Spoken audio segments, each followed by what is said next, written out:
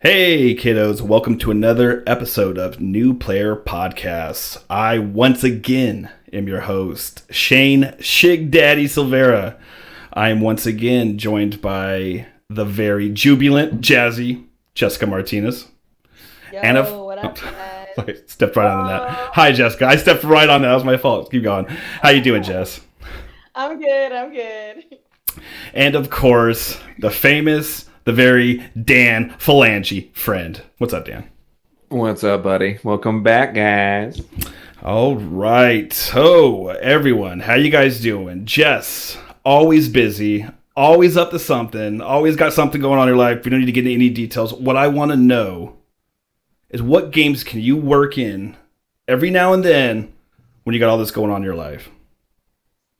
Yeah, so I would say my two go-to games at the time are Animal Crossing, New Horizons, and Overwatch, as always. That's my go-to multiplayer. Super easy to hop on, play a few rounds. So those are my two go-tos right now. I've never played Animal Crossings. I know when it came out, it was the second coming because that fan base is very vocal about it. And it's a huge fan base. It's not like it's a small pocket of people. It is gigantic. What is the appeal of Animal Crossings? What is it? Oh my gosh. Well, first of all, I feel like it couldn't have come out at a better time.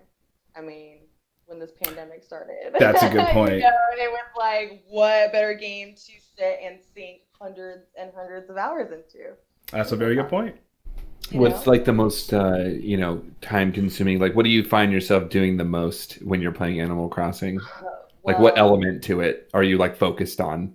I feel like a lot of people who play this game will probably agree. I feel like a lot of people are probably OCD that play this game. Oh. Very orderly. Yeah, planting gardens, making sure everything's nice and clean. I'm like always like just upkeep on my island, going around picking weeds. It's like all those ridiculous small things that I will just spend like hours doing. Laying pavement and like streets in my row, streets. Dude, I'd be like, get the fuck out of here, weeds. I would not be able to take that. Just like, dude, like this is dirty. I need this to be clean, dude. Like I'm the It takes like days, or like weeks for it to like gather up on your island. I'm the new neighbor on the block, man. Keep my shit tight under wrap. Yeah, because you need to make your island nice. Do people visit your island too? Is that what happens? People visit your island and then you like want them to move there. What? That's crazy. So can you live on someone else's island while like catering to yours? No, you have to live on your own island. Well, then how do you get people to live on your island? How do you get people to live on your island if you're so busy making your island? I'm not playing online, so it's just like other AI, in the game. Okay. Oh. Right. Yeah. Thank you, so Tom. Tom just spelled out their NPCs in very big bold letters for Dan. I did not know this. Okay, it makes total sense. I do not play Animal Crossing. It's like any other SimCity game, kind of city building type management. You're just building up your resources, hogging management. Yeah, furnish your house, which I'm like obsessed with, like design and those kind of games. Like that's so much fun and addicting to me. Like I'll spend hours just like remodeling my house, doing the walls and the floors. It's ridiculous. Okay, we've talked about this before. It was like the new generation of Sims, right? I think one of us made that comparison, but with more of a city type building management to it. Yeah. Okay, interesting. All right. Yep. Overwatch. Who you playing as Overwatch these days? God, it's been a while. I haven't stepped foot in that in a while. Yeah, so they're doing the summer games right now. That's going on. Oh, that's right. So that's always fun, like new skins and sprays and all that good stuff. Yeah. Moira's my main. Oh, okay. Hours, like I don't know, maybe almost like 300 hours. It's ridiculous. Just sum it up. Yeah. Tell us a little bit about your most used character. Who do you use the most? Yeah, Moira, yeah. She's my main the most. When I first started playing Overwatch, I played Diva. I kind of just dedicated myself to one character to try to get good. The meta's always constantly shuffled up in this game too. They do a pretty good job of keeping their nerfs and their buffs balanced, and They really do. They do tons of updates, I feel like, for that kind of stuff. yeah, and yeah, It's really nice. they're good about listening to community. Blizzard's always been pretty good about that, you know. Say what you want about them. I mean, maybe in the recent years it's been different, but maybe it's because they have it all focused on Overwatch. Because it seems like they put a lot of resources behind Overwatch. Yeah, they really do. They got the tournaments, you know, they have those live tournaments that they have on It the really thing opened where- up competitive gaming. Yeah, brought back that arena kind of shooter, and it did it the best. I mean, what was it? Battleborn that came around the same time, and it just did not work out. Was that Cliffy B's poster child right there? Was that? Yep. Yeah, that was rough. Battleborn. Yeah. That was rough.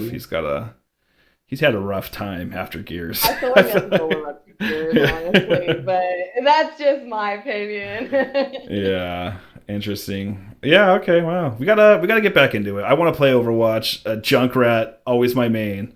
I will stick by him forever. I think it's because he's a noob character. Notice how I picked a character you don't have to aim with. You just shoot, spray, and you just pray because something happened. Something happened. You know what? I went back and I was watching on Facebook. Facebook's littered with these Counter-Strike Pro videos, like of the elite squad, the leagues getting down, and these guys are just unreal what they can do. And like, it's just a time that's I'm way beyond. Like, I just don't have that reflexes. I just don't have the patience. I don't know what it is, and I'm sad about it. I wish I was better. You know, having to do this grind for the Solstice gear in Destiny right now, and oh god, it's brutal. I've done it with 2 classes, almost finished it with the Titan, and I'm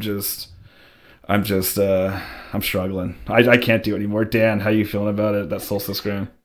Well, I mean, honestly, like I have been kind of like coasting on Destiny a little bit. Like this, like I know that like how many days are left in the season? A lot. They extended it by 2 months because. So I got 2 months to complete all this fun stuff. So plenty it's of time. Like when I hop in, I'm ready to go and continue from where I left off. I'm not stressing getting it all done right away because I know I got a whole long 2 months to get that done, and I'm done with a second set almost nearly. I got like 90% on all of it, on all the pieces. So on the I just gotta Majestic, wrap that up real quick. Magnificent. Exactly. Once I'm at Magnificent, I'm just like, I'll get all the other stuff that I can, and then I'm thinking about getting you and Tom together to just run the trials. Just when we're all available one day, we'll get the trial portion out of the way. It won't be too bad. As stated 10 seconds ago, that PvP is it's a heartburner. It hurts. For those who are not aware of this Souls, what you have to do for this gear, it starts you off at different tiers. You start off at a basic tier, has you do a few things involving PvP and PvE elements, such as collecting the daily elemental orb, switching between 3 elementals, Void, Arc, and Solar. And so it deals with a lot of PvE stuff, but also makes you do PvP stuff if you want to move anywhere. So kill so many guardians with a certain element type, play this many games of Gambit. So I mean, if you're an all-around player, it's really a lot of easy stuff. Like I said, I've already finished it with 2 characters, and I'm terrible at PvP. I hate it. I loathe it. I can't do it. My heart rate goes up. I can't. I don't know. I'm too old. I'm too old to be getting upset with these games. So. Man, you know me and my anxiety playing games. So. I know. And I love. I could stop if it was any other game. I just stop playing it. Destiny has this weird siren call, almost like a song, Savathun song. Yeah, I want to keep it up with that lore. Anyways, I'm sorry, but it's my weak spot. I keep coming back to it, and it's. I've played it on every console. I started off on PlayStation 4. Literally just carried from spot to spot to spot. I played the Destiny 1 beta, then we went to Xbox, played for a while on Xbox, finally moved to PC, and then that's where Dan and I just found our sweet spot. It feels good. It feels nice. That mouse and keyboard combo like I said, I'm terrible and I'm able to do okay at it. So honestly, like with gaming too, like I tend to get cramps in the hands, carpal tunnel real bad. Since I've been like kind of like migrating to PC, I'm getting less and less of that. Interesting. It's not as worked up my hands as it would be with the controllers. I wonder if there's. You're not actually like holding. Exactly, I can loosely just lay my hands in your hand. That properly. On top. Yeah. Get on top of something. Yeah, and it's kind of ironic right now since we started the podcast. I kind of took the time to put on these compression gloves because they were Yeah. actually finally starting to flare up. But it's Dang. been a couple weeks. I'm getting old too, you know. Talking about But, like, that dad roll. but like literally, but like Getting they're really nice because like it really helps with carpal tunnel, and like I haven't had a flare up in a couple weeks, but hey, Good. I'm not really doing anything but talking, so might as well wear them. Yeah. Hey, I lucked out with that carpal tunnel. I've been on a computer since I was 6 years old. We used to have this old Mac. I was around when Netscape was the only internet around, and then finally AOL came out. Like it was like I have never had carpal tunnel syndrome my entire life, and You've I've probably been in a gotten position lucky. where you can keep your wrist straight. Maybe. If you kink your Yeah. wrist back, that's what causes the carpal tunnel. Like your Maybe like that's your it. your knuckles towards your forearm. Yeah. You gotta think too, like Dan's also an artist. He paints and draws. Very good point, Jess. And he plays guitar and bass. Yes. The guitar really is what does You the know, most of so it. like that Yeah. yeah, so that for sure. And It gaming. sucks. Absolutely. You know, like that takes a toll on your hands for sure. Yeah. My hands All I did was don't play a little feel sports. Nothing. But if it- play but a like little for- baseball. For all you fellow That's it. gamers, dude, if you ever have those kind of problems, though, like No, yeah. like $20 compression gloves, super cheap. You can find some really easy solutions. All you gotta do is wear them, and like it automatically Great feel better. idea. Who- I mean, I like the game. I don't want to like my hands to feel like shit when I want to hang out. and play Yeah. some. Absolutely. That's a yeah, exactly. Who are you trying to look cool for? Like, just wear them if it's gonna help. Dude, I look like Dante from Devil May Cry 5, dude, or Devil May Cry like, in general, dude. yeah. Like the hands, not my face, not my face. maybe my his hands. balder older uncle or something. The one that One of hobbles them. around. Yeah. The hobbler. Yeah. If Peach cobbler. if I had to say Cyrus it. I had from to the say Peach Matrix met Chevy Chase in Community, that's what Dan. No, that's terrible. Cyrus and Chevy Chase mix. Cypress. It's I'm me, sorry. It's me, it's your boy, Daniel. It's Cypress. Quiet down. All right. I thought it was Cyrus. No, it's Cypress. It's Cypress. Cypress. God damn you, Cypress! Don't hate me, true. Cypher. It's Cypher. It's It's Cypher. Cypher. You got it wrong. I It's knew there was Cypher. something off All right, about that. all right, Cypress. Cypher. We'll cipher you out of this fucking podcast, man. No, I'm just kidding. Okay, no, it's not the same, Tom. You're wrong. You're completely wrong. All right. So that just automatically mandates all of us have to go watch the Matrix series just for getting that We're not wrong. good It's been Matrix too fans. long. I did It's been that too long. amazing trilogy like some damage. So I say, hey, we're hosting a movie night one of these weekends. We're all going to gather up Discord server after maybe a weekend after Jessica's birthday. Dude, when that turning scene- when that- 24, here it goes. All right. That's right. When that scene happens, I'm literally gonna yell out, "God damn you, Cypress!" Like at the moment she says it, just like to talk over. Cypherus. His Christian name is Cypherus, but his parents had to change it when they moved to Ellis Island. Yeah, so. Jesus, Cypress, dude. I don't know about that one.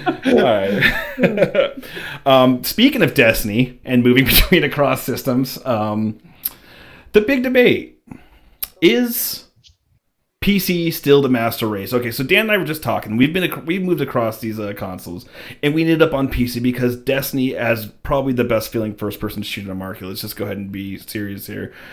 Feels amazing on PC. It felt amazing on console. How could it not? If you can adapt to mouse and keyboard. Dan, you had your troubles with that a little bit, right? You were a slight struggle. It was quite an adjustment because I've been playing consoles since I started gaming, and I have played PC when I visited friends' houses, like here and there. But like we're talking about anywhere between 5 minutes to maybe an hour tops.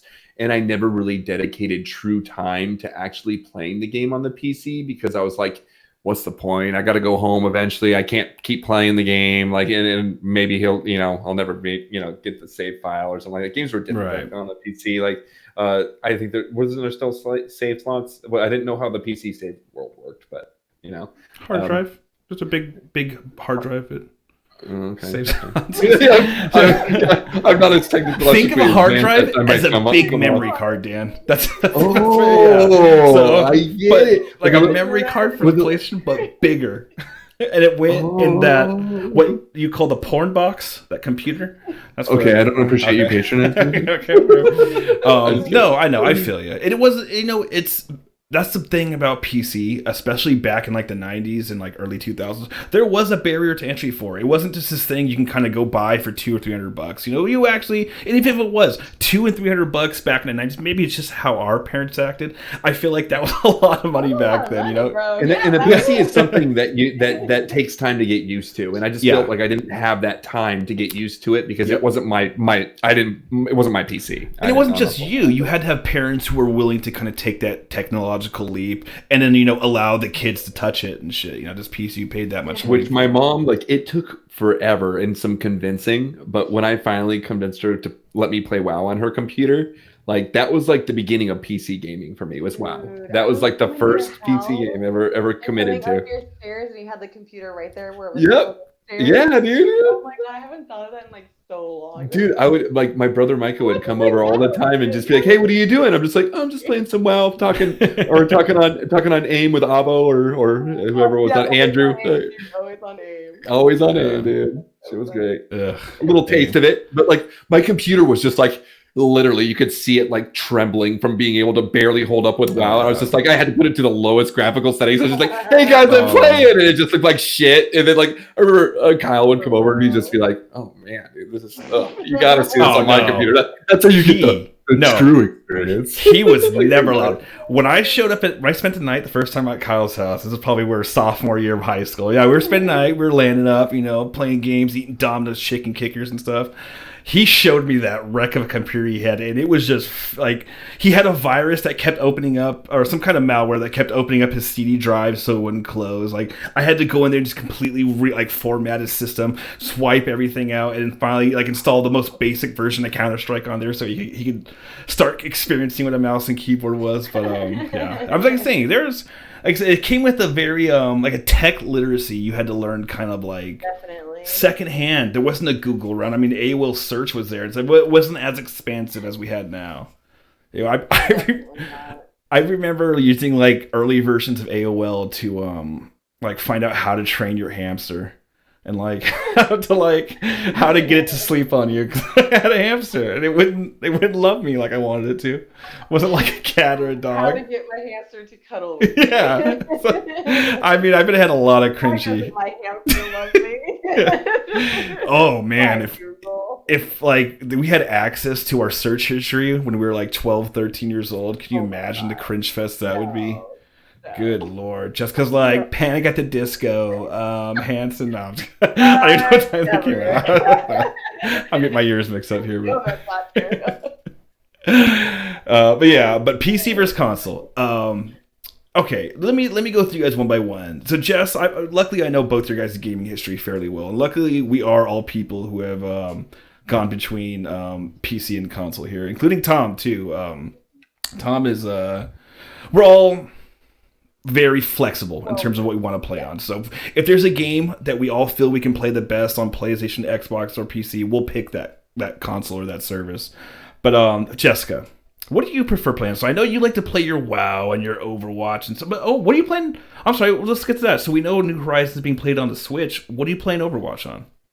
Yeah, so I'm playing Overwatch on the Xbox. Oh. Yeah. Okay. So my thing is my significant other plays games as well. You know, not as often, but he definitely does. Right. And he's a console gamer. You know, he's only really gamed on the Xbox. Right. You know, he gamed when he was younger, like, you know, PlayStation, that kind of stuff. But right now, he just plays primarily on the Xbox. Okay, that makes sense. Yeah. So, you know, if we play games like that, we're going to play it on what we can both play it on. Absolutely. Yeah, so like I said, we're all very flexible when it comes to gaming and stuff. So, Dan, so you are a recent convert. I'm talking you were full on console, but when you got that new beast of a rig you're holding on to right now, there has been a major pendulum shift in the direction of the master race. How do you feel about that? Well, I mean, like, honestly, like it came from you, man. Like you were like, dude, like I said, you were reluctant to make the switch from Destiny from Xbox to the PC because of how much time you put into your character on the console. Pre-cross So save, that we might yeah, add. like, you Pre-cross knew save. it, you knew it was better, but like it was one of those situations where like, was it worth it to take the plunge? And then I started getting reviews out from you and the other people who were playing at the time, and just sounded like it was a better experience, more smoother, more accurate. So when I jumped on playing Destiny 2, I swear to you, we'll talk about more games as these podcasts go on. Yeah. But Destiny will always be a constant, guys, just so you guys know. But see, that's what I wanted to ask. So we already know that you and I like Destiny better. What about the other games you've been playing on PC? So- and then you've so also it took- committed to like Cyberpunk on PC, right? On PC, yeah, I want to play Cyberpunk on PC because like I just thought about that game, and like I just don't feel like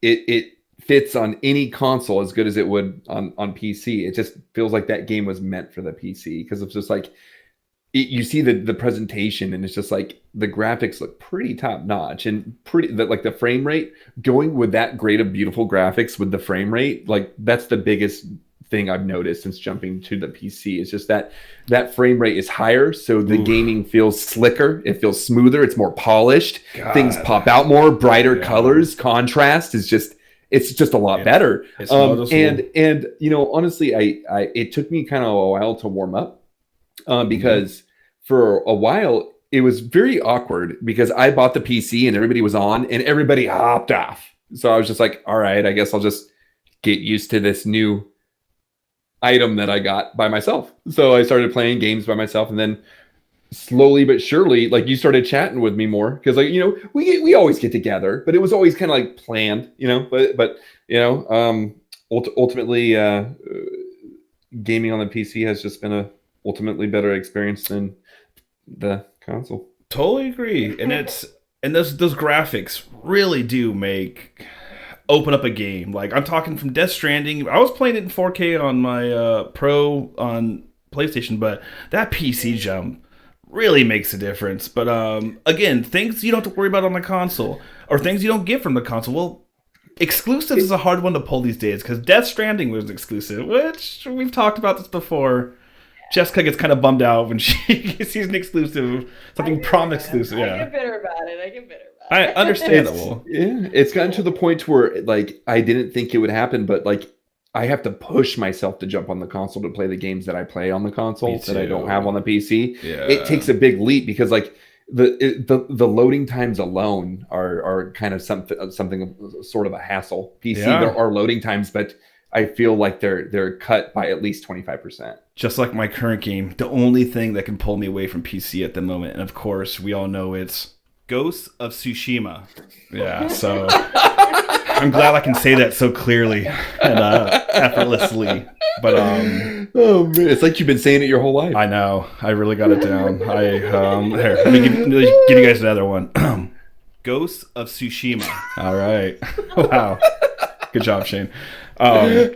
But how about some of the bigger issues that we've had to deal with? Like one of the biggest complaints about this whole PC to console crossover in terms of multiplayer is just the massive amounts of hacking that happens on the PC side, and it really makes everything. And I try not to be that person. I know I'm just terrible at PvP, but I mean I can hold myself and where I'm not always coming in at a 0.50 kill death ratio, right? On Destiny I can usually hold myself, but lately it's not your cup of tea. Exactly, but it's just been so bad ever since Trials came out on Destiny, ever since the Solstice stuff. I get headshot from shotguns from across the map.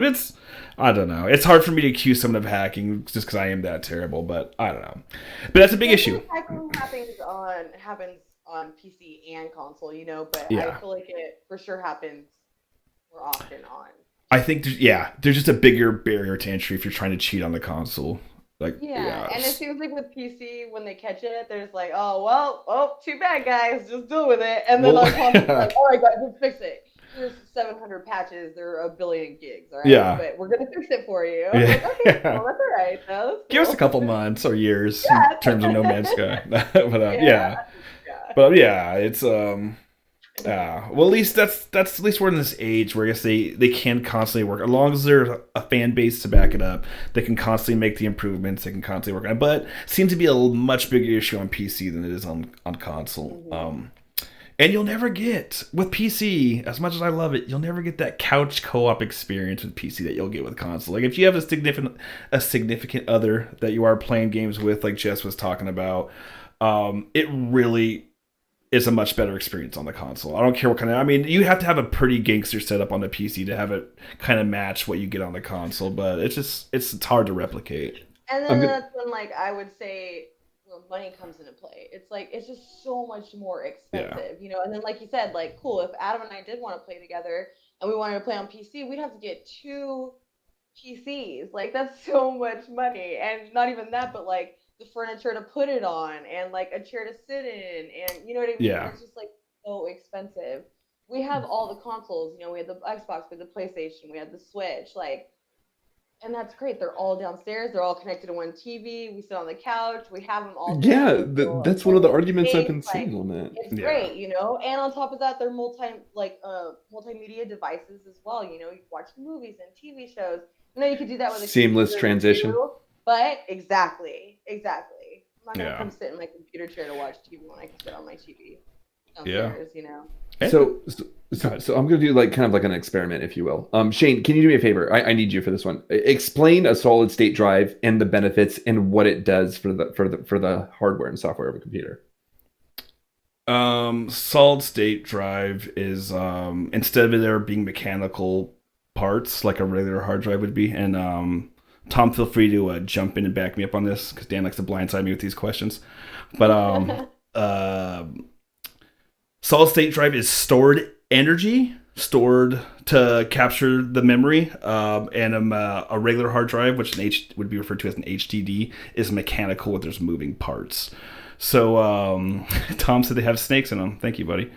Thank you for this very. So the major benefit of having a solid state drive would be, well, the solid state drives finally catching up to the terms of HDDs used to be they still are hyper reliable. They've gotten it's probably because they've been out for 40, 50 years, however long they've been out. They had the technology down to where it's, you know, pretty much how long they're going to last. You know, it's safe. You can pad them up. You can kind of, as long as you can reduce the shock on mechanical hard drives, it's going to last. They have those crazy rugged external hard drives that'll live past anything. Not susceptible to magnetism, is that what you're saying? The Earth's magnetism, Tom? See if you can hop on a mic here, buddy, and let us know. If you hold up a magnet to a hard drive, HDD, then it'll probably wipe it. Just like we've seen in Breaking Bad, last season of Breaking Bad, when you use that big magnet to pull that laptop over. But yes, hard drive is supposed to. So what about solid state drive, Tom? Could those be exposed to a magnet? But as for the inner workings of a solid state drive, Tom, you can back me up on this or Google it for us. But I believe from what I remember reading is it actually stores an electrical charge in these little capacitors, and that's what actually locks your memory, holds onto your memory. And it used to be very unreliable. But you see consoles coming out with them now. It's the wave of the future. Xbox One, Xbox Series X. That's the point. I'm going to be getting to. And a PlayStation 4. See, they are bridging this gap of computer, at least consoles taking these ideas from computers, saying, "Hey, why don't we just implement it? It's out there on the market. We can team up with whatever hard drive manufacturers out there, and we can get these in our system." It's a great idea. And I feel like PlayStation's always been pretty close to a PC, you know, or people have been able to hack them or crack them or whatever you want to call it, you know. Which is funny because Xbox is Microsoft, so you think they would be the ones that are closer to model. But yeah, PlayStation 3s used to be very moddable before they fixed them up. So would it allow you to actually push other elements of the hardware and make it like perform like even like pushing its limits, make it better? Like that's the thing between PC and console. PlayStation's going to make these solid state drives exactly to the specs of the hardware they know everyone's going to have. You can't do that as a PC manufacturer because everyone has different rig, everyone has different specs that your hardware has to adhere to. So I think that's why PlayStation's boasting about this new technology they have, where it's going to be faster than anything you see on a computer. Yeah, it makes sense because it's completely optimized to one setup that everyone's going to have, that you already have locked, you know, in the market. So I think we're going to see some amazing things. I mean, just this one game alone, Ghost of Tsushima, is already bragging about how great their load times are. So, I mean, it's a huge open world game, and the load times are, I mean, I wouldn't say they're non-existent, but they're very, very short compared to anything else comparable in the market. But and with these consoles next gen kind of like shaping up to be more like PCs, like one thing that I kind of thought of is just a vision, so to speak. But Yeah. you were saying that consoles will never do the one thing that like they're afraid to commit to, which is being able to let the players mod games. So what I'm thinking here is that like, what if consoles got really smart with it and actually developing these PC like structures, they can actually invite these third parties to come in and design mod assistance tools so you can mod games and stuff and bring it a PC element to the next gen Developers console. did that. Fallout 4 did on the Xbox. They actually made it to where you could mod stuff on the console. I'm not sure if you were able modding it in game or you still needed a PC, but That's crazy. What about Skyrim or like I don't think they had mods on the I think consoles, did they? all the mods that do come to the console actually come from PC, and that's how it actually works on Borderlands 3 right now. People mod guns, and by mod guns I mean they take the guns that are already in the game, put crazy stupid stats on them, so you press the trigger once and it wipes out the whole room.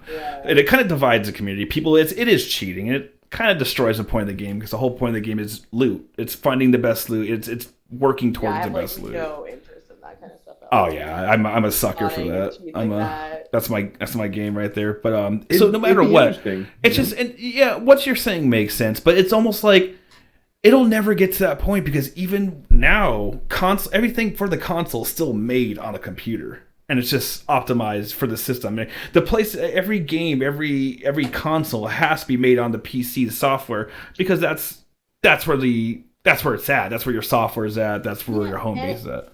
And if it's like kind of what you're saying, like you want them to make the consoles like a PC, make more like a badass, PC, like merge it in. Yeah. And it's just like, okay, then consoles are gonna cost as much as the PC. Like that's like I don't want that. Like I'm not gonna pay $1,200 or $2,000 for a console. Are you kidding me? Like no. Yeah, it'll never be a reason. Just a thought I had. Yeah. After I saw Shane float that out today, and it was like. Alienware, $13.99. It was another one. It was like, 10% off. It's like $2,000 off. I'm like, $2,000 off of what? Like, yeah. Oh, dude. what? Yeah. Like that's ridiculous. You know, like, cool. Give me my console. Let me pay my $500 or $600. Whatever. I can get my cool like collector's edition consoles. Like, I just much prefer that. I just think that that's such a better for the way I game and my lifestyle. That's just what like works best. And like one main argument I kind of have to this whole PC versus console debate, where I think like a PC will always kind of be ahead of the curve, so to speak. I've kind of kept it hush hush because I was just saving it for this podcast. Is virtual reality. Like that's kind of the future of where gaming is heading, and I think that PC kind of. It really is. They're really starting to push it, I think, man. Like more and more things are becoming more. Look at that VR Iron Man that came out. I mean, like maybe not a great rating. I don't remember how good it got, but like they're starting to dive into different elements of virtual reality, and I just think the PC is got the edge on the console there. Yeah, Tom brings up a good point. Is of them pushing the wireless VR, but the wireless VR has been out there for a while. I mean, I guess it's going to be give us the best results to VR because VR that's. But the thing about it is mobile. that and they had the Quest. The Oculus Quest, which isn't mobile based, but I see where he's going. And right now, the barrier entry to VR is the same problem with a PC. If you want a good setup, it's costing you thousands of dollars. Valve Index for the complete setup's like $1,100. And Tom, you know about this. You know about the start. We've talked about this. And like since we're what's up, Tom? We're like.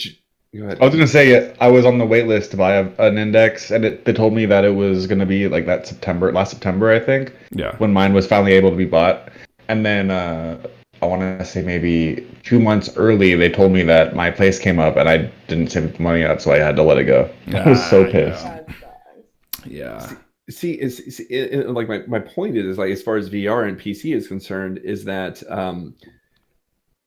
VR, they've definitely gotten down like the depth and feeling like you're in a virtual reality. But as far as graphics and gaming is concerned, consoles and PCs are coming kind of at a stalemate. They're kind of just basically becoming the same thing. There's not really that much of a difference. So what way to up the competition than to take those amazing graphics and implement them into the VR world, because VR is still in its early stages graphically. Let's be honest. It's nothing exciting when you go in graphically. You haven't played Half-Life Alyx yet, so I might want to. You might want to try a couple of VR games. How is it? The graphics of VR? It's amazing. I mean, it's getting there. Crazy. It's very easy to forget you're in a real world. Like even VR chat, which is overly cartoony and wild. You have that headset, the VR headset, and actual like wireless headset on, and it's you're not on Earth anymore. I swear to God, it for sure. It transports you. But as far as VR chat, like graphically, but PlayStation VR is something to kind of. They're a contender. I mean, and it's because they make it for people. Like that's the edge console will always have, is it's available to the masses. Yeah, $500 can be a lot of money for a launch console, and there's rumors about a $600 price tag for this PS5. Yeah. So we'll keep our fingers crossed. But that it's always gonna have the edge on mandatory needing an $1,100-$1,200 rig to play. You know, to have your 3 USB 3.0 ports. Yeah, like everyone can get use out of a console. Yes. So, like I feel like a whole family can. Doesn't matter your age. Like your parents can watch it just for TV shows and movies. You know, like I just feel like it just makes more sense for a lot of people. Yeah, absolutely. Easy, dedicated UI. Hey, let's talk about tech literacy and the maintenance that comes along with the PC. Dan, where would you be at without me helping you update your drivers and stuff? Like, where would on what planet would Dan would be like, I'm having trouble running Minesweeper right now. What do I do?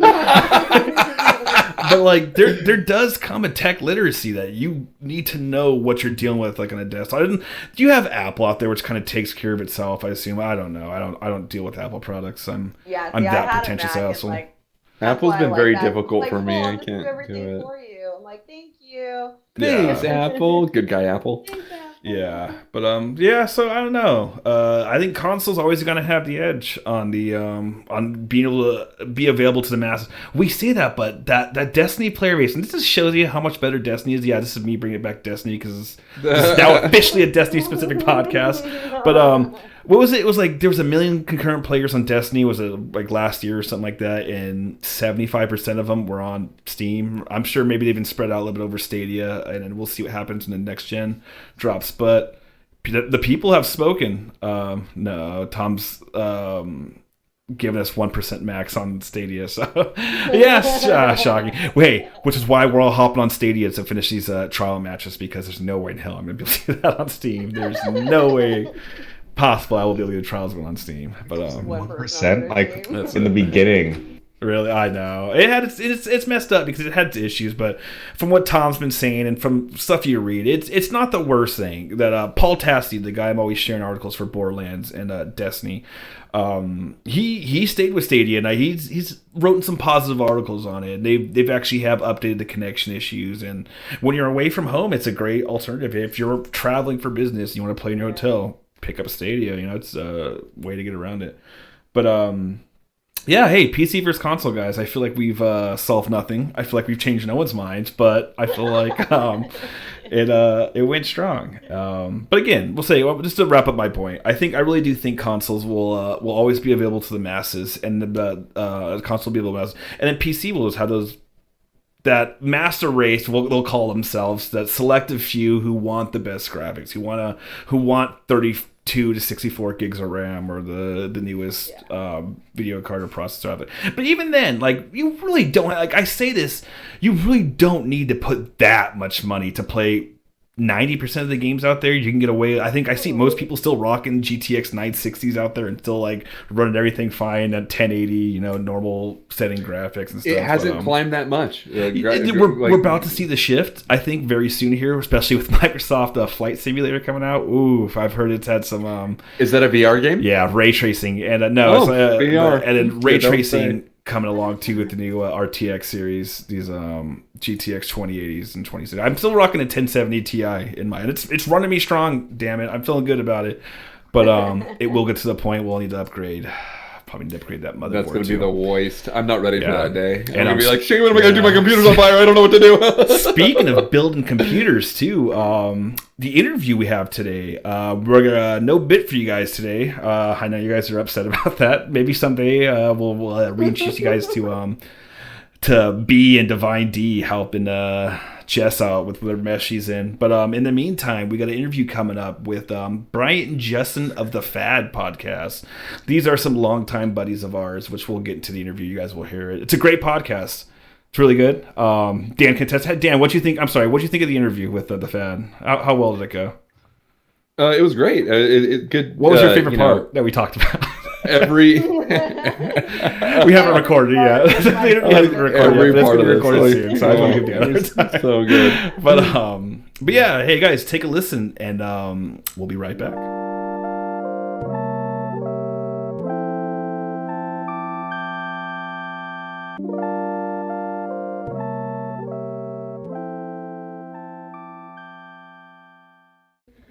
Hey everyone, welcome back to New Player Podcast. Now for the long-awaited interview we've been teasing for weeks now. We got Bryant and Justin from the Fad podcast. What's up, fellas? What's up, you guys? Also, you'll see joining us in the middle here is our longtime friend, famous streamer now, rising the ranks. You know, I'm just throwing that out there. Jeremy, how you doing, buddy? Good, brother, man. Thank you. Awesome. I'll also mention that Jeremy is brother to a new player podcast member, our own Dan Friend. He's Dan's his sister. Younger, brother. Younger. No, of course, Jessica. Jessica's the sister to Jeremy here. This is about you. Jessica had to run out and play a game of Overwatch, so she'll be right back when we get into the news. So stay tuned for more Jess. Anyways, guys, we'll get into the Fad later. These guys started a podcast back in, we'll say 2015, 2016. I'm going to say it was actually pretty popular amongst our group of friends, like our local group of friends here in what I call the gem of SoCal, the Inland Empire. I'm not saying you guys had troves of listeners, but there's a lot of people who really like what you guys were putting out there amongst the people we knew. I ended up being able to tune in most of the time. Most of the time I was in a spot where I was like, dude, they picked a good day for me to tune in. Like, I think it was like Monday. Yeah, did Mondays work for you, Dan? Yeah, it was Mondays. Mondays That's work. right. Always get messed up on a day that was very inconvenient. Terrible day of the week to get messed up on, but we all did it. Managed. We made it work, though. We made it work. Yeah, Monday Madness, we called it at one Monday point. Madness. Oh my God, Good bro. little- Monday Oh, Madness damn. was something else, man. Fucking I got in a lot of trouble. Fucking Because coffee. I think I can attribute Monday Madness to the downfall of my relationship. All right. The truth set you free. Well, you know, things happen. Anyways, we'll get into all that later.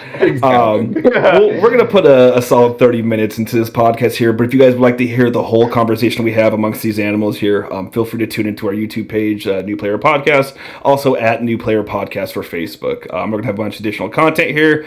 We'll get into some more of the grittier stuff we have here with Brian and Justin, and it will get gritty if I know these guys.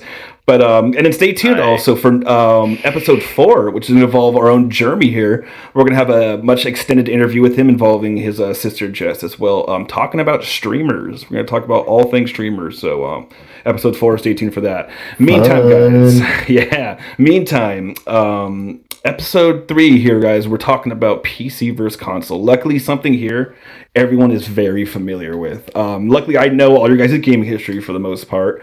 One thing I wanted to get into really quickly was something I've been getting into a lot lately.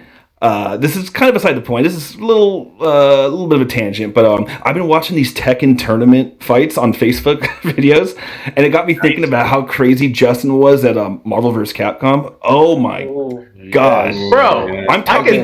I'm Brian. Brian's better here. at Marvel vs. That's why I'm bringing it up. This is why I'm bringing it up. This I is would initially- controversial material right here. I was initially introduced to it because of Justin. Justin let me borrow his Xbox, but before he did, I let him borrow my was it PlayStation 3? I think I let you It borrow. was PS2. PS2. That's right. Yeah. It was your PS2. Right. But before I did that, there was like a couple weeks for me and him just getting down on Marvel vs. Capcom, and he just beat the shit out of me every time. I've never gone well with Justin. And then Did you guys learn to get good at that on the console or the PC? Xbox. It was Xbox console. That So, was yeah. on Xbox, but the best that was console to Xbox. play it on was a PS2. It was definitely. Interesting. Just the Specific controller layout was better for Yeah, Marvel vs. I Capcom. started off. Bulky, like what came into play with that PlayStation With what? controller?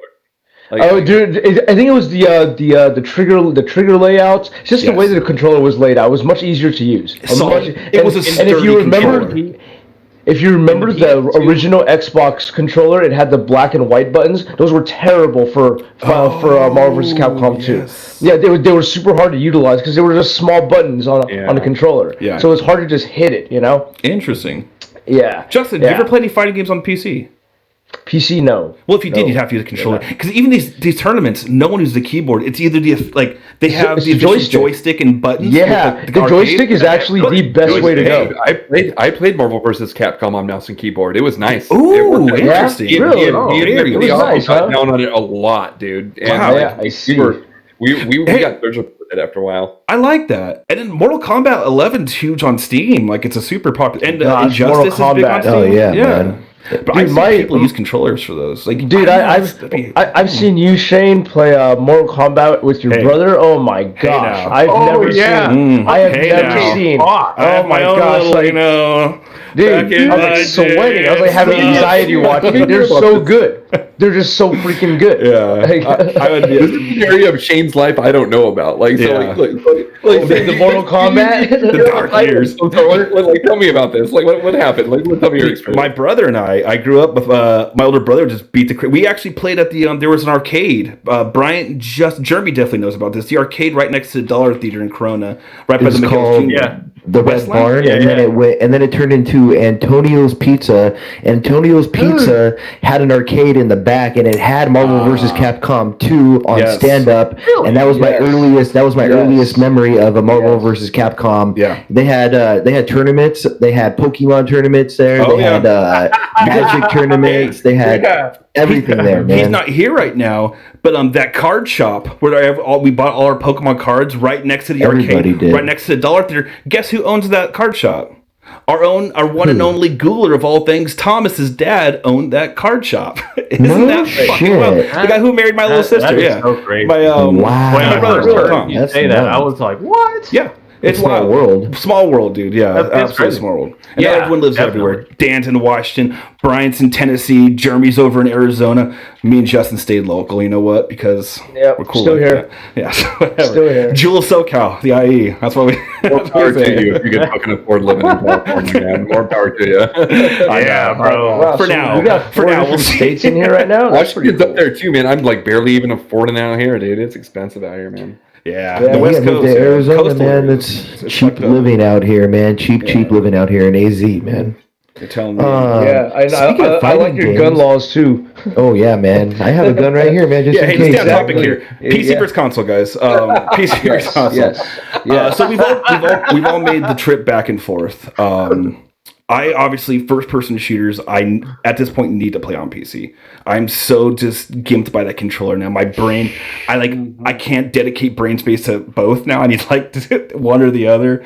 So I have to pick PC. PC for first person shooters. A controller just doesn't Definitely. work for me. It's too I slow. can immediately 100% can't- agree. You can't match the mouse, dude. Yeah. The mouse is fucking everything, dude. It's up there. Yeah, It's up there. Yeah, And it can't. The analog stick cannot keep up with the mouse. Especially games like Warzone, you know, Yes. battle royales. Yes. You want to be on that mouse and keyboard, Exactly. Head bro, on a because swivel, if you're bro. sniping, if Yeah. you know, sniping is a different story on a mouse than it is on joysticks. I mean, a lot of my friends that play like Warzone, for an example, they play on they don't play on mouse and keyboard. They play on the Xbox controller, the one Xbox controller that you're able to, you know, Bluetooth onto your computer. Yeah. They use that one, and they Yeah. bitch every single day. They hate it. Actually, You know, they're like, oh god, I gotta hop on mouse and keyboard already, man. I gotta do it. Wireless one. Yeah, see. Yeah. Yeah, See? that's the way to For go. platformers, I can't. So with Dead Cells, Brian was watching me play earlier. I still need to use Yeah, that was cool, man. controller for that. For Katana Zero, for Dead Cells, I still need a controller for those. If I'm playing Mega Man, I got to use a controller. That's what I grew up on, so I have still Yeah. that muscle Yeah. memory. Fucking in Mega my Man, head. bro. That's why I couldn't Mega imagine Man. playing a fighting game with a mouse and keyboard, but I would have enormous respect for anyone who could. That's be super Yeah, hard. it- well, like they were saying, though, it'd be very much like joystick. Yeah. Very, very much like joystick. It all comes down to memory with the keys. Like I've been playing Batman Arkham Knight on the keyboard and mouse, and you can use the moves so much easier with the hitting the keys and stuff. Like you can the combos work a little easier and It's switching between fucking tools and shit. Yes, exactly. It's seamless. And at first it was a little rough, That's but awesome. you get used to it and it feels great. Yeah, I love it on mouse and keyboard. Such a good game. Yeah. That was such a good game. I was gonna bring that up. So yeah, I let my wife use my. She's been using my computer for work. She's been working from home, so whenever she wants to use it. So I've been playing Destiny every now and then on the console since I have it on there. And I tried to run some of the. I was running some. Dan will understand this. Some the Mars stuff. I was running some Lost Sectors of Mars, trying to farm this certain weapon and whatnot. But I had to ratchet my my lookup as high as it could go to be able to turn and look. I felt like I was running in just. I felt like I was in molasses. Like it was just so hard for me to like turn around and find an enemy. Like I was finding myself like. Wait, as I was trying to find it. I don't know. And maybe I had to get used to it again, but I just had so much. I still love console for third-person games. Playing devil's advocate, does it feel like a type of genre of game is superior on the console versus the PC? And that's the thing too. Like, maybe we'll see it a lot more in the next generation when we have solid-state drives in consoles. So we're getting these fucking lightning fast load times like we have for PC.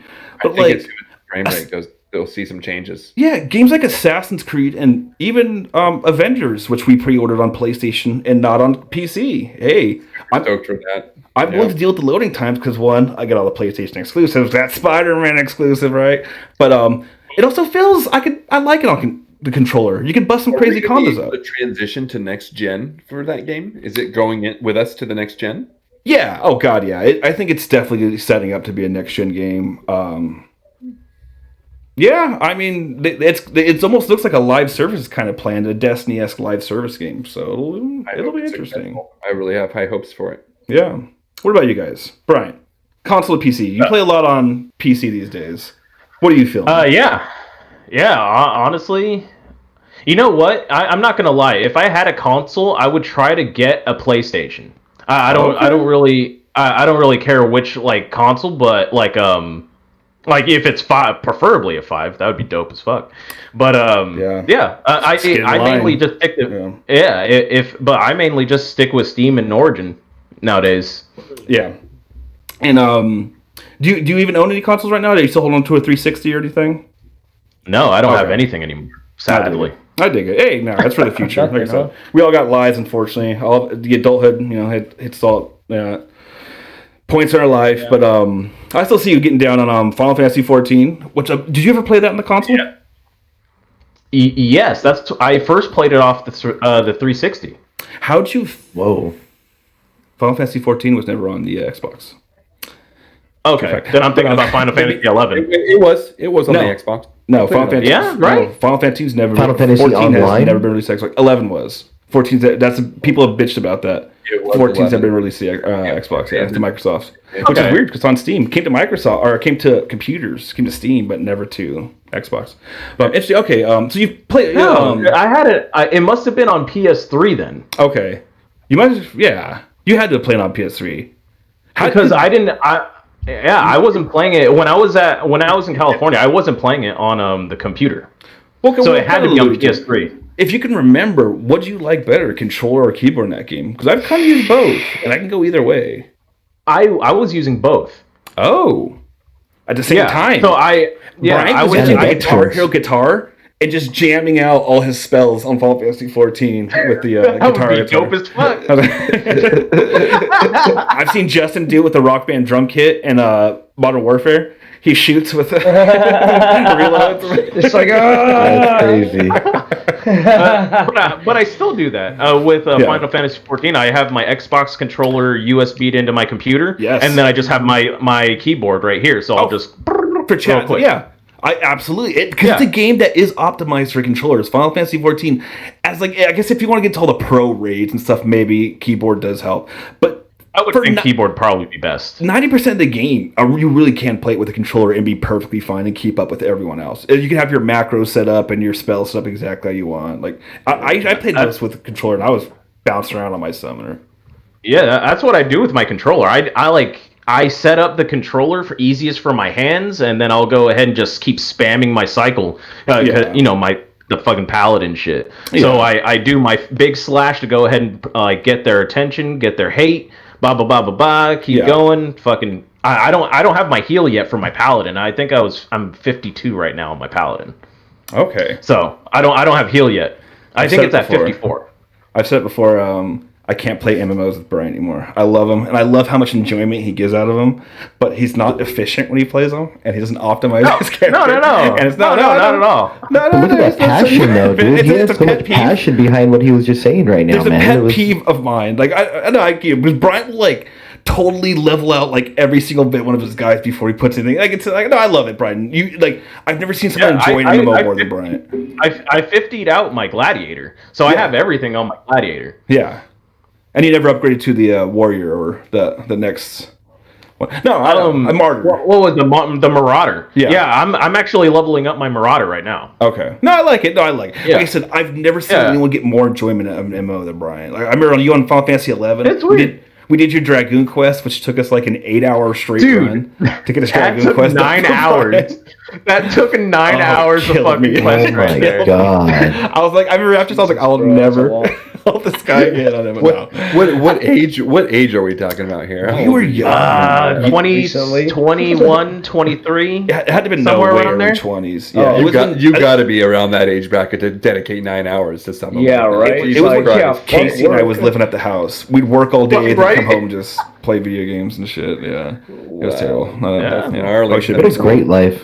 No, it was hollow and empty. I like having a family much more. It was so lonely. Yeah, I bet. No, I remember too. Quick tangent. I remember it was Brandon, Justin, and Bryant would come into the house, and me and Casey would be sitting there playing video games, and Brandon would be like, it'd always be super on the dark. PC. Yeah, we'd have our PC set up on opposite sides of the room. It'd be super dark and like a low level fog at your ankles. It was just like a fog. You'd have to kind of like wade through.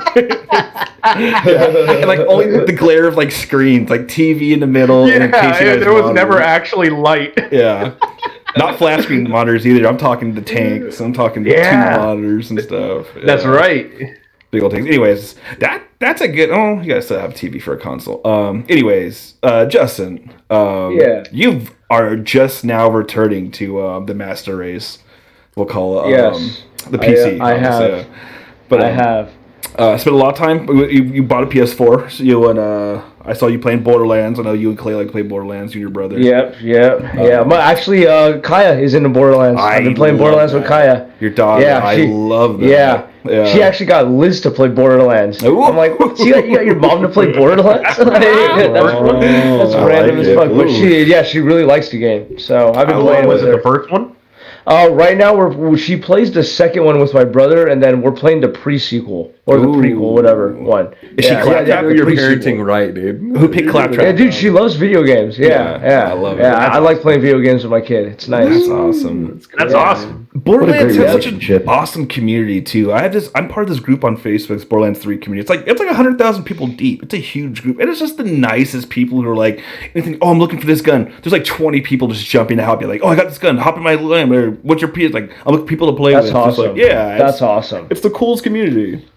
Really sweet people. Yeah. Yeah, I definitely do the hard learning way with her though. I'm like, hey, if I get to a box and I grab everything, that's too bad for you. You got to get to that box before I do.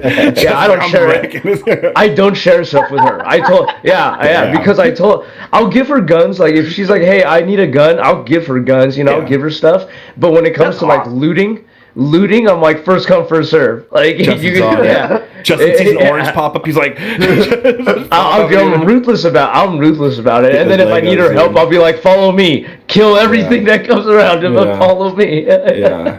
I love it. That's such a bonding thing too. Like it's pretty awesome. I think one of the best things of playing with her is when she revives me. I'll be like, "Get me, come and get me!" And she'll like pick me up. I'm like, "Thank you." Oh my gosh, like I was having anxiety there. And you know what? Let's get into that. Hey, something we actually get into a little bit of an argument on this. Go check out our Shane and Jessica versus Thomas fight about what gives a better feel for playing co-op games. Or actually, we get into what's better monitor-wise with the Thomas fight. But something we are also arguing about off the air, we argue a lot, is I don't feel like you can get that same co-op feel from a computer. You need a console to be like, and yeah, I get it. You set your computer up, and like I have it set up on the wall, and I have this whole thing. I had to go through $5,000 worth of setup and do blah blah blah. I get it. You can go through these hassles to get that. Also, you can plug in your console, plop it on the couch with your daughter, and throw it up on the TV and have an amazing time. Exactly. For $500. Yeah, I like. Yeah, Yeah, I like doing that. couch co-op experience for PC that you get for console without going through a bunch of hoops and steps.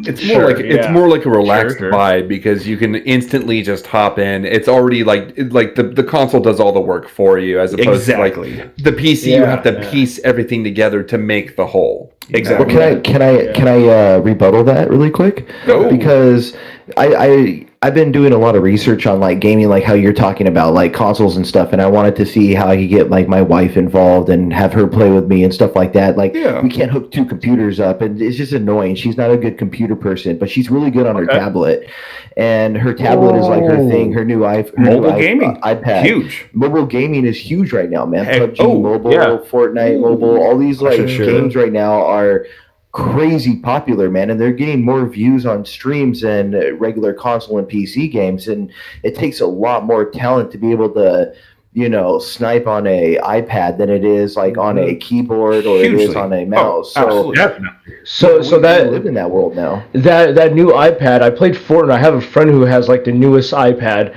I played Fortnite on it and side by side next to a PS4, and that tablet ran faster. It processed better and faster than the PS4. Dedicated. I was amazed. Yeah.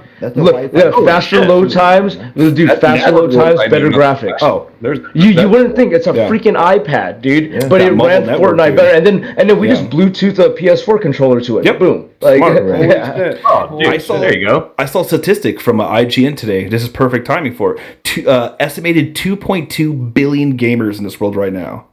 Half of them mobile gamers playing on tablets and phones. Half of them. That's true because I play my Summoners War. I've been playing this game for like 3 years, and it's on my phone. And you gotta play every day, right? Oh, yeah. You get to right. I need to get my fucking jewels. Okay? Exactly. Yeah. I gotta go, you guys. Like the jewels and like Candy Crush. I'll see you guys later. Yeah. Candy Crush is still very popular. I need to go get. I see. Like my social media thread. Like I'll see an ad for a mobile game like every 3 comments or every 3 posts. And it's just like they're pulling in loads of people. I assume because like they haven't died down as consistent. Everybody has a phone. Yeah. Look at us Everybody talking just about PC and console, and we're ignoring about half the market out there of mobile games, which I hate, by the way. I can't stand mobile gaming. That being said, I don't care about as an entity as myself. Okay. I get bored with it. I can't focus on it. I can't get behind it either. Yeah, I've tried. Get behind it. Yeah. Besides, like Justin, like I'll try get like World War again, or I'll get like these games. I get tower defense games. And I'm like, I need real time strategy. Give me maybe a Command and Conquer on the mobile, and I'll be okay or something. But my brother actually got me into this World War, first person on the mobile, and it's like literally feels just like a console. It's amazing what they do. I'm not down on them anymore either. People, how do you guys feel about emulators on the phone? That's touchy topic, Brian. A little it's illegal in some situations. No, I love emulators. I found that's I love it, I'm with you. That's kind of old technology for smartphones. Putting emulators on smartphones. Yeah, that's kind of old. I remember doing that back in like 2012. I put Final Fantasy VII on my phone and I was playing it everywhere I went. Whoa. That's right. Yeah. Sorry, Zuckerberg. I mean, dude, it's awesome, but. Whoa. I mean, at the same time, I would rather just play it on a big TV. If I'm gonna put the effort to play, I'd rather play it on something a little bit better than my phone. It even gets to the point, like if I can get it on Steam, if I can pay $10 for Mega Man Legends on Steam, I'll pay for it. I'll just pay money for it these days. We have it forever. I want Mega Man Legends on Steam so bad. Please, Steam, someone, Capcom, bring it to me. Speaking of console versus PC, both of them. They need to remake the first and the second Mega Man Legends. Yes, they do. A Mega Man RPG, dude. Yes, you're right. Yeah. Right. It was amazing. It was beautiful. That game was amazing. That game was freaking amazing. There was so much to it. It was like, Mhm. which gets hated on. It was like Onimusha 2, which let's get back into console gaming here too. Onimusha 2 with Chube. It had the whole trading system, the whole that keeps me entertained for games for hundreds of hours. It's why I was so into Final Fantasy X because of the sphere grid, the mini games, the blitzball. I love all of it, dude. Like that mini stuff, the side missions. I'm a sucker for it, especially if it's entertaining. Yeah. How about freaking Fallout? That sounds like something where you would be very much into. Love Fallout. Played a bunch of 3 and game. 4. Can't I've heard a lot about 76 is supposed to be redeeming itself, but it's the online Fallout. That's I didn't hear good things about 76. did real bad at Neither, launch. man. I heard a crap load of bad stuff about lot of 76, controversy. man. I personally thought that 4 got too much praise. Like I got People so bored of 4. love to bag on Interesting. 4. I spent 100 hours on it easily. I can't bag on it. I loved it. I love the whole building system. I love the sim aspect, building my own ram shack and making all technical, like leading different places. I don't know. I dug it. Yeah, The different secret power cupboards. I got weird with it. This is my weird room. I don't know. I just get That's one weird. of the games that I returned. This is my to weird GameStop room. The same day, man. I returned that game the same day to GameStop, man. Which I bought it and like the Which one? Fallout 4. I Oh, returned it, man, and I sold Really? it right back same Yeah, day. that's not Used your and I game. lost the money. That's not your Yeah, game. It wasn't that one and No Man's Sky. That was another game that I Okay. bought the same day, and I gave it back and I sold That's it interesting. used, bad and launch. I lost money. Bad launch. Now one of the most biggest redemption stories in the history of gaming with No Yeah. Man's Sky. Let's talk about Okay. what they Very did and what good they've released for marketing. free Shane, since then. Shane, when I was watching you play it, that was entertaining as heck.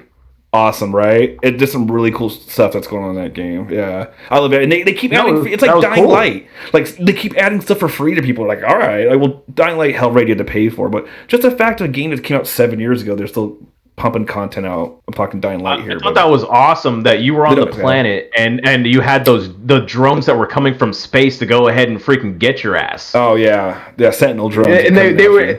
Planets. Yeah, Drones, that was awesome. It's cool. And you fucking just started digging underground. I just burrowed. I do that in real life Yeah. too. If I'm about to get in a fight, I just Right. fucking burrow, dude. I just ostrich myself into the ground. They'll never find me here. They'll I'm never 6'4" catch me too. under It's the not ground. easy. It's ostrich when you're 6'4". Yeah. Anyways, any final thoughts on console versus PC, guys? When it comes down to it, do you guys have any preferences? I mean, I feel like we're all kind of leaning towards PC here, but here I am getting ready to put myself on the waiting list for the PS5 because it's gonna be, you know, I sent my email into, I don't know if you guys saw, anyone out there, they you get to send a confirmation into Sony if you want to be put on the waiting list for the PS5. It's gonna be a very limited supply this holiday season if they do release it. That being said, Why? I have a PC, dude. I have a PC. that's I a good kind of excuse like not. that though.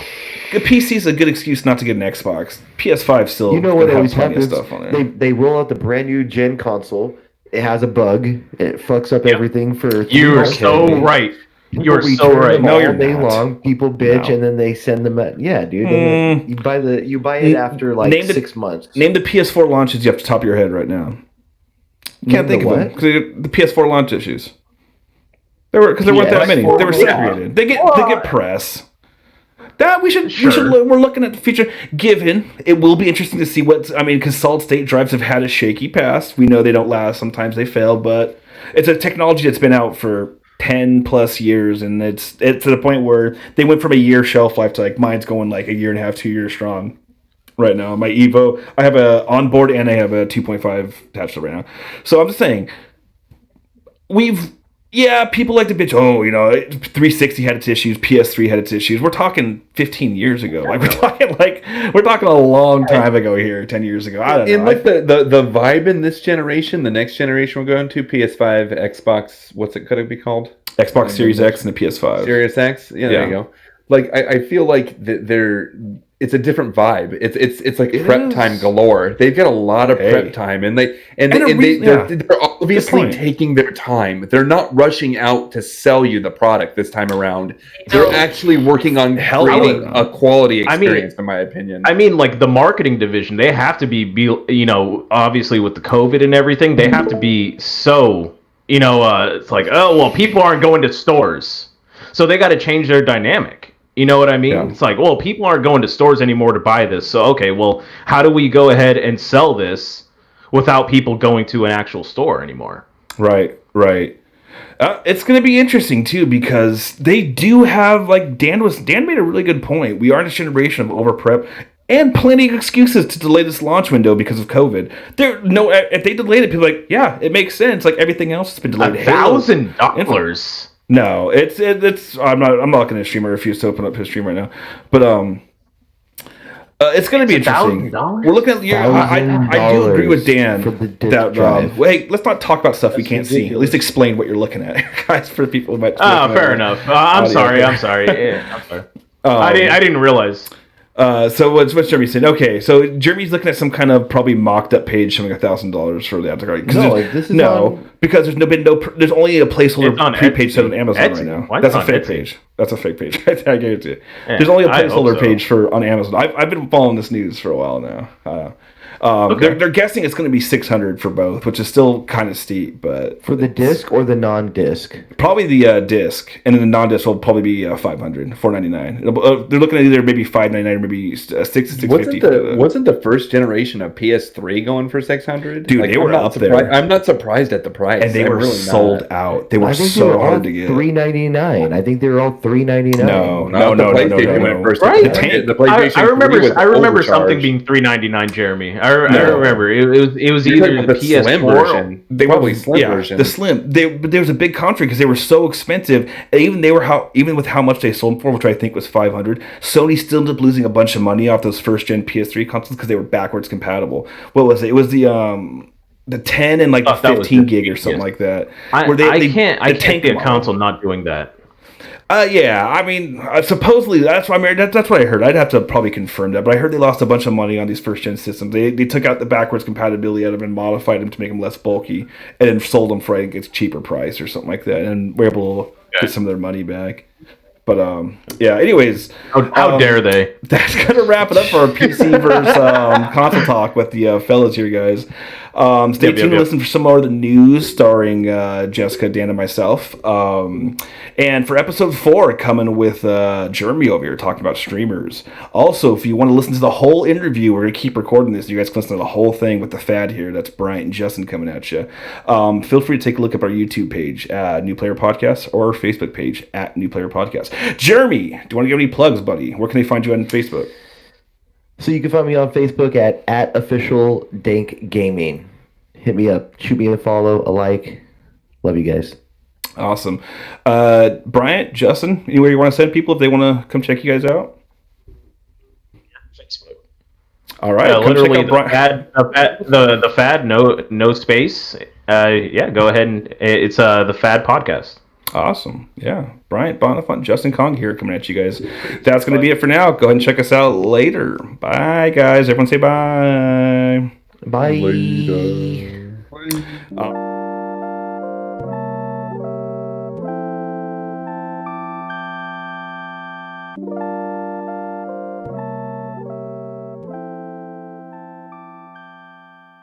All right. Now that was a good interview. I feel like good questions were asked. Dan, you came in strong with this question you asked Bryant. You came at him. He felt like I feel like you caught him a little off guard, but he swung back, and you know what? You stuck with it. You were the journalist that you set out to be, and I'm proud of you for that. So.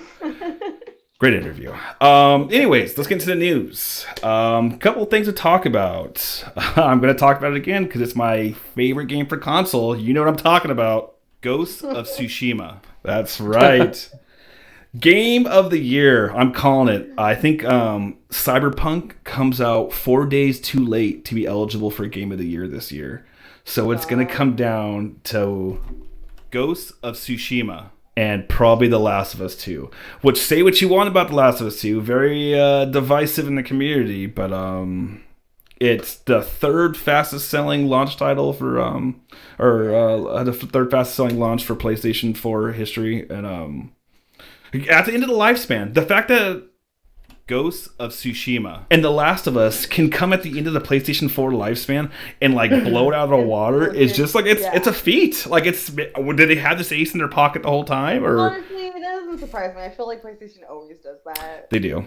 They're like, we're gonna They go would for the come out, bang. they're like, No, oh, they had this popped out for a while now. Like I remember when that first trailer came out. Like didn't it come out like 2 years ago or something like that for Ghost of Yeah, Tsushima? hey, but it could have. I mean, I guess it could not. I'm just saying, like, I was gonna say it could have gone bad, not in their favor. But when you're making a quality Most product, certainly. you're making a quality Most certainly. product. You know, there's no could have, would have's, whatever. So yeah, maybe they knew what they were doing. They knew they had a banger of a product. They're like, F it, we'll release it right before we release PlayStation 5. And I think they're obviously porting it to be next gen. I'm sure they already got the graphics worked out. But the going multiplayer. Sorry, long tangent. Wrap that up. My favorite game, Ghost of Tsushima, getting a free 4-player co-op update. So, for those of you not aware what Ghost of Tsushima is, it is an open world, think Assassin's Creed terms of a much more fluid Assassin's Creed. Think later Assassin's Creed. We're talking Origins and Odyssey here, not like the old clanky kind. This is like much more fluid. Assassin's Creed meets. I never played into Dark Souls games or any of those, but it's very melee based. You have different stances you have to go according to what enemy you're fighting. I won't give too much away, but hey, there's an invading army. Samurai didn't hold up too well in the initial invasion. You might have to change your tactics up a little. And Samurai have a very strict honor code, so I won't even get any more of the story. Amazing freaking game. The director or the developer of the Yakuza games, a Japanese developer, came out and said this should have been the game that Japanese made. It's so well made, so accurate with Japanese history. They talk about like Japanese folklore, but kind of do a way of explaining it with realistic means. So like, oh, this is the kind of the legend behind it. This is what probably happened. Like it's very interesting the way they did it. But I expected into here. I never expected to ever see a sequel for this game. I haven't finished it yet, but the way it kind of seemed, I never expected to see it. It could be left alone and have been a perfect 10 out of 10. We would just always fondly remember it as that game that came out was what did it amazing. get rated? Good question, 9. Tom. Solid 9 on Okay. IGN. Yeah, that makes sense. I think Last of Us 2 got a 10, which is.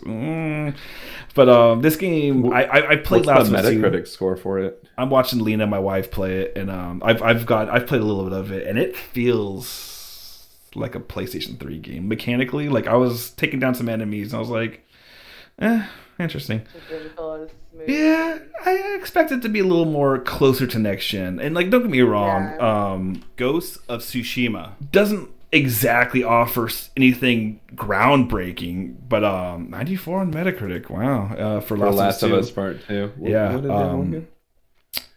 it doesn't really. I mean, honestly, it just feels so smooth. Everything. It doesn't set out to be anything. It's not. 83 for Ghost. Yeah, it's interesting. I'm just so in love with this game. The user score 9.3. See, people are just that's in a good love with user this game. score.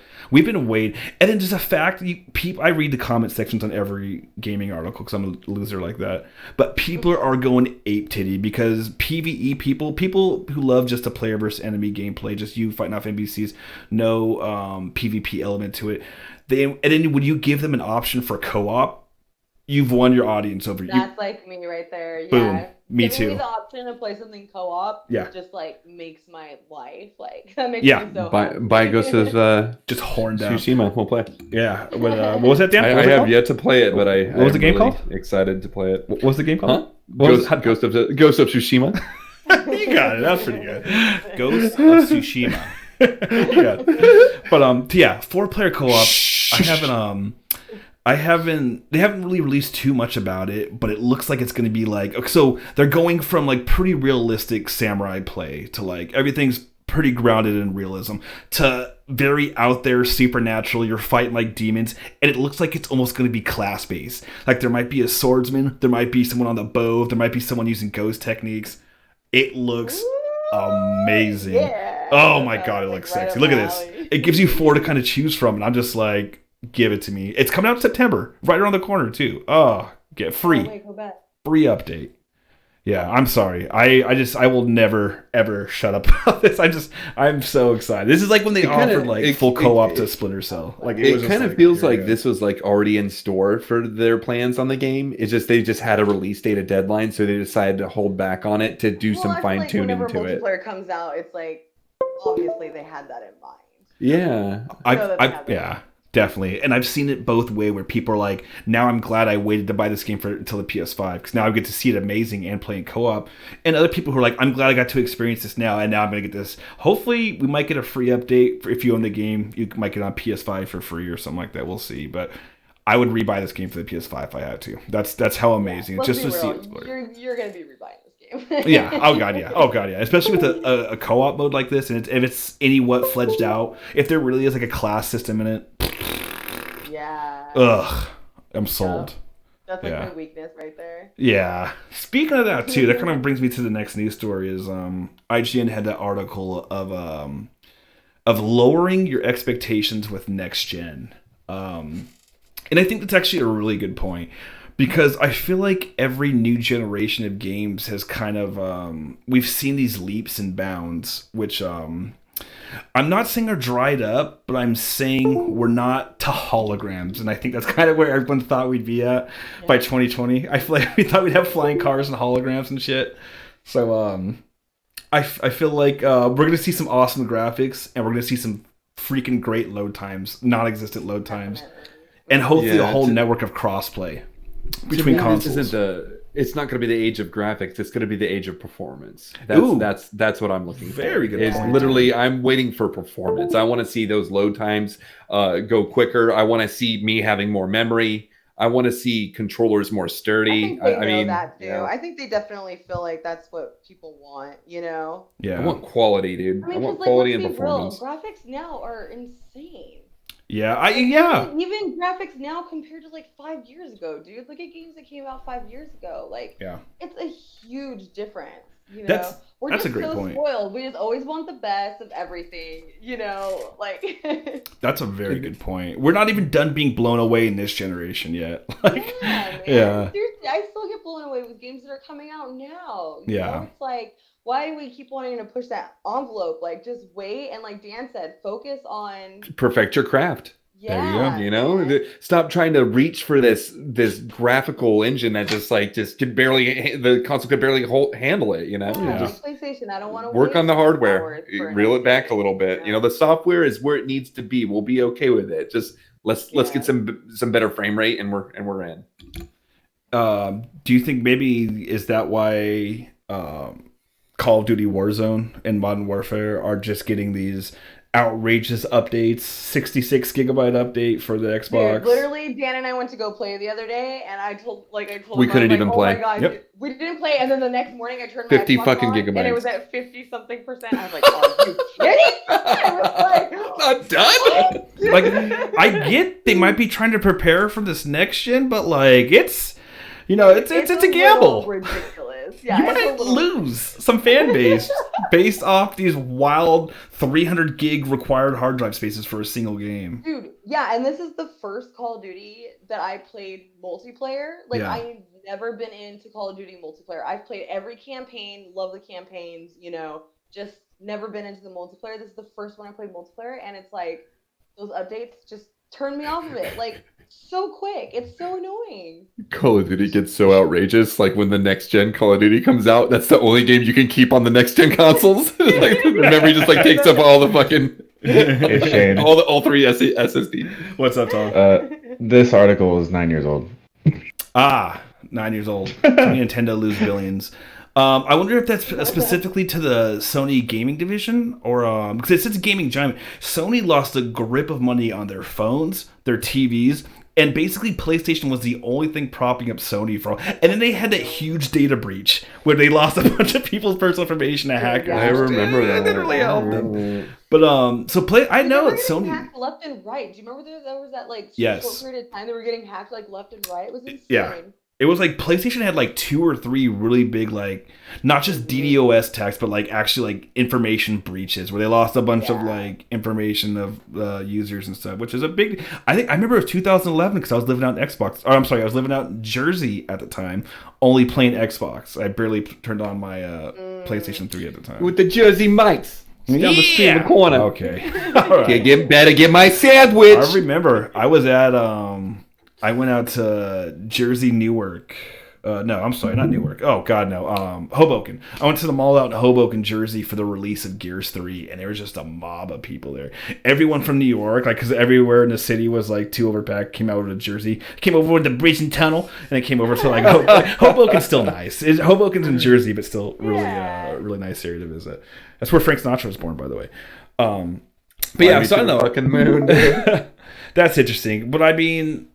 Console, it'll be interesting because I know console is introducing the ray tracing for the their graphics card. I guess that's I don't know What if is it's that? rumored they released a spec. Can you Ray describe tracing is what that the big thing right now. It's what I think your GTX 2070. I think you're rocking a 2070 in your PC right now.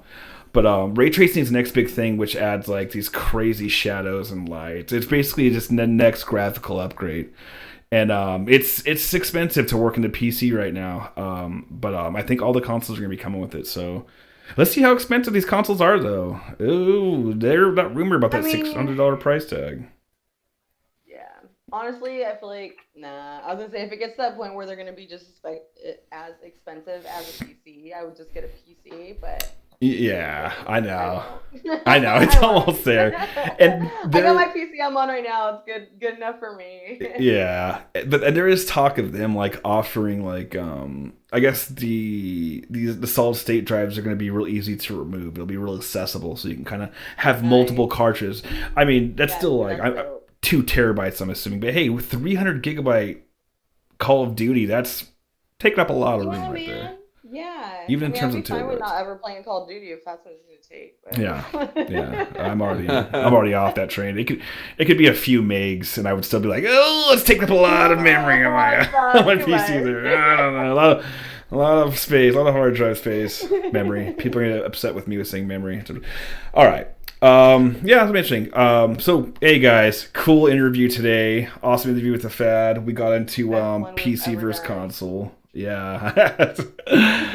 Jessica, happy birthday, Jess. Coming up. Coming up this Saturday. Everyone go on Facebook, wish Jessica happy birthday. Find her on New Player Podcast Facebook page. Again, at New Player Podcast on Facebook. We also got a YouTube channel out there. And I don't want to brag, but we're at 10 subscribers right now. So woo! Whopping 10, dude. Gotta start somewhere. Yeah, I think we're gonna have I think YouTube's gonna send us one of those plaques soon with the big play button on them. So we'll Congratulations, see. 10 subscribers. But that's pretty much it, guys. It's gonna wrap up today's episode. Thank you, Dan and Jess, for joining like always. Tom, man on the Google, thank you for providing whatever support you did. I don't know, I didn't see it, but Dan said it was good. Dan said you did a great job. Jessica was on your side. Thanks for listening, guys. Yeah, that's really. But again, thank you guys again. At New Player Podcast on Facebook and New Player Podcast channel on YouTube. And Dan and Jess, anywhere you guys want to send them? Anything you guys want to say? I love you guys. That's it. All right. And by the way, something I did want to mention, I forgot. We got hit with a copyright issue on our last song. We used a song by called "Bright" by Ginseng, which is an amazing song. Go look it up. It's an awesome song, but we didn't ask for permission. Hey, we didn't deserve to use it. It wasn't our song. But so that was probably cut out of the last episode. Yeah, sorry about that. But again, I mean, those first 2 episodes are kind of shoddy quality. Hey, we're still finding our feet. We're almost there. But listen to our new intro song, guys. Are about to hear a really cool song by Philip Schlosser from Hephaestus Music. Really cool little remix of the Super Mario World Death song. Check it out, guys. But that's gonna wrap it up for us, guys. Catch us again on the next episode of New Player Podcast. Bye. Peace.